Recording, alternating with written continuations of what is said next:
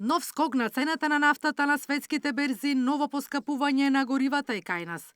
Нападите на САД кон иранските нуклеарни постројки викендов ја вивнаа цената на нафтата која достигна највисоко ниво од почетокот на годината.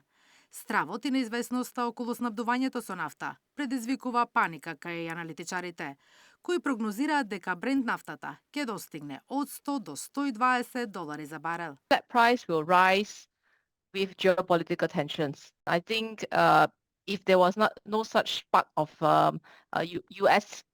Involvement in the Iran attacks, the flat price would have likely been quite low in the 60s, even the low 70s maybe.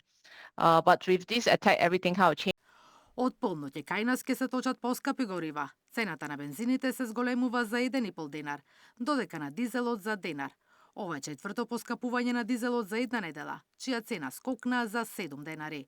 Ако растот продолжи, ќе се намали акцизата, за да се амортизира ударот од нови поскапувања. Тоа е системско решение во законот за акцизи, согласно кое, како се зголемуваат цените на нафтените деривати, така се намалува акцизата.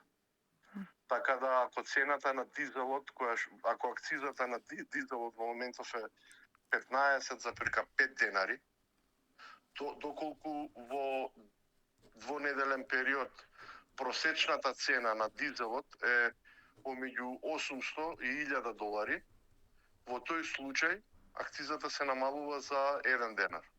Доколку цената на дизелот во 2 недели е помеѓу $1,000 и $1,200, тогаш акцизата се намалува за 2 денари, доколку е над 1,200 денари, акцизата се намалува за 4 денари.